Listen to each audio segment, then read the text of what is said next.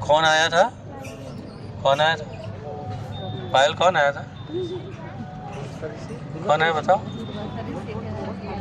हाँ, गोपियाँ आई थी। दुर्वासा मुनि आए थे।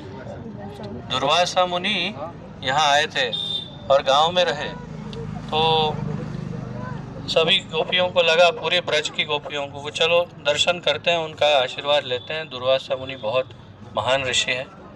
तो सभी पूरे ब्रज की गोपियाँ, हजारों लाखों, सभी इकट्ठा हुई और एक एक घड़ा कुछ भोग बनाया कि उनको भोग देना चाहिए।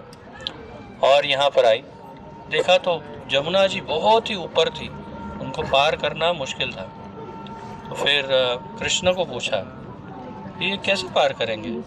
बहुत आसान है, जमुना जी से कहना अगर कृष्ण अखंड ब्रह्मचारी है तो रास्ता दे दो। तो गोपियाँ बहुत हंसने लगी, क्या कृष्ण अखंड ब्रह्मचारी है? इतना लीलाधर, ये इतनी सारी गोपियों के साथ जो रास करता है तो अखंड ब्रह्मचारी है? तो पूछो जमुना जी से, बोलना अगर कृष्ण अखंड ब्रह्मचारी है तो रास्ता दे दो। सब जमुना जी के पास आई गोपियाँ और कहा कि यदि कृष्ण अखंड ब्रह्मचारी है तो रास्ता दे दो। जैसे ही कहा जमुना जी दो भाग में हो गई और बीच में से रास्ता निकल आया। सभी गोपियाँ आश्चर्यचकित हो गई कि ये कैसे।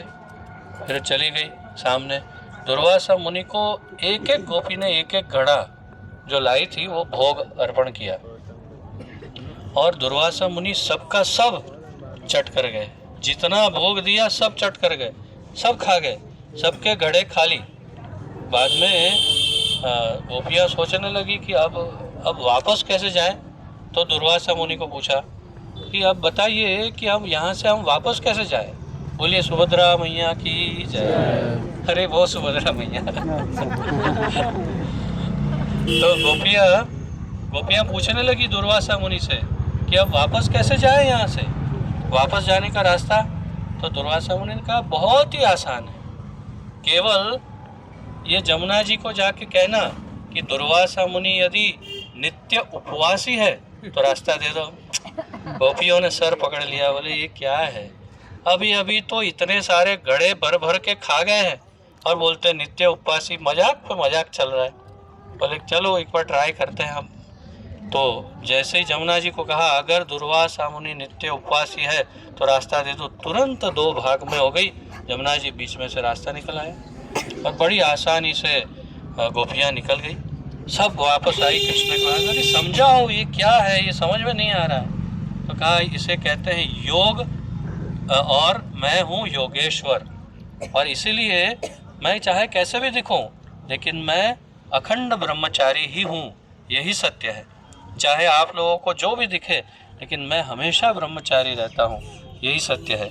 और इसीलिए और तो फिर बोले दुर्वासा मुनि का, बोले वो भी योग है, एक ऐसा अखंड योग, वे केवल दुर्वा घास का रस पीते हैं और कुछ नहीं लेते, इसलिए उनका नाम दुर्वासा है। और वो कुछ नहीं लेते हैं, वो जो भी लेते हैं वो सीधा ठाकुर जी को अर्पण हो जाता है।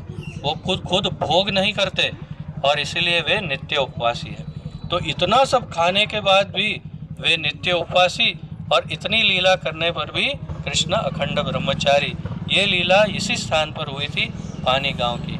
बोलिए पानी गांव की जय। बोलिए योगेश्वर भगवान कृष्ण की जय। बोलिए दुर्वासा मुनि की जय। निताय गौर प्रेमानंदे। हरे कृष्ण। अभी चलिए आगे चले।